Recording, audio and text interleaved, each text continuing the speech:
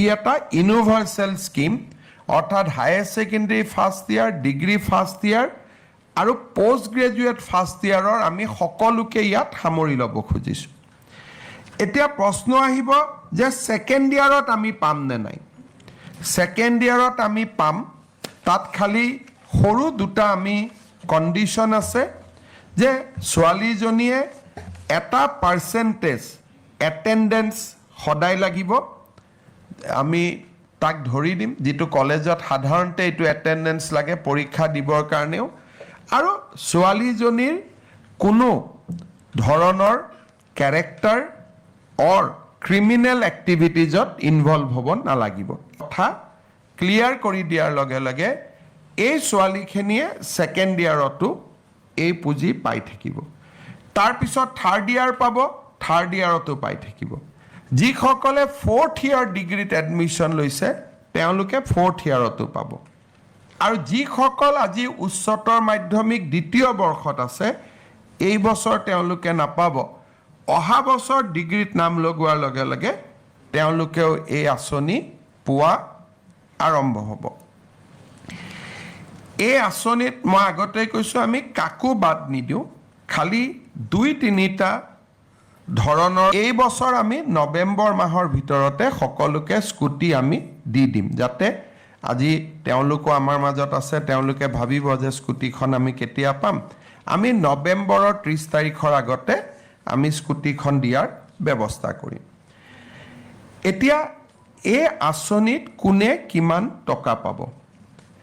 যিসকলে একাদশ শ্ৰেণীত নাম লগাইছে তেওঁলোকে 10 মাহ প্ৰতি মাহত 1000 টকাকৈ পাব, তাৰমানে 10,000 rupees তেওঁলোকে পাব, বাট পাৰ মান্থ 1000 টকা কৰি তেওঁলোকৰ বেংক একাউণ্টত আমি ট্ৰান্সফাৰ কৰিম। বেংক একাউণ্টত টকা ট্ৰান্সফাৰ কৰিলে এটা ডাঙৰ সুবিধা হ'ল যে প্ৰত্যক্ষভাৱে পাব পাৰি।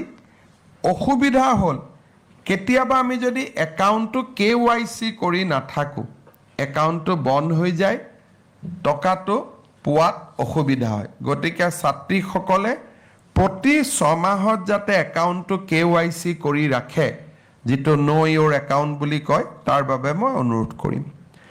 স্নাতক প্ৰথম বৰ্ষত যিসকলে নামভৰ্তি কৰিব তেওঁলোকক আমি 1250 টকাকৈ আমি দিম, আৰু স্নাতকোত্তৰ পাঠ্যক্ৰমত যিসকলে নামভৰ্তি কৰিব বা BEdত যিসকলে তেওঁলোকে নামভৰ্তি কৰিব তেওঁলোকক আমি 2500 টকা 2500 টকা দিম।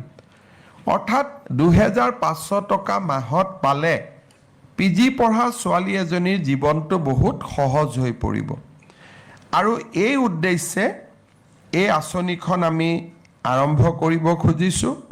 ফৰ্মখনত খালি নামটো দিব লাগে, বিবাহিত অবিবাহিত লিখিব লাগে, দেউতাকৰ নাম লিখিব লাগে, নেম অফ ফাদাৰ লিখিব লাগে, ৰিলিজন লিখিব লাগে, মোবাইল নাম্বাৰটো দিব লাগে, এড্ৰেছ দিব লাগে, আধাৰ নম্বৰ দিব লাগে, বিধানসভা সমষ্টিটোৰ নাম দিব লাগে, কলেজখনৰ নাম দিব লাগে, বিশ্ববিদ্যালয়খনৰ নাম দিব লাগে, ৰেজিষ্ট্ৰেশ্যন নম্বৰ দিব লাগে, একাউণ্ট নম্বৰ দিব লাগে।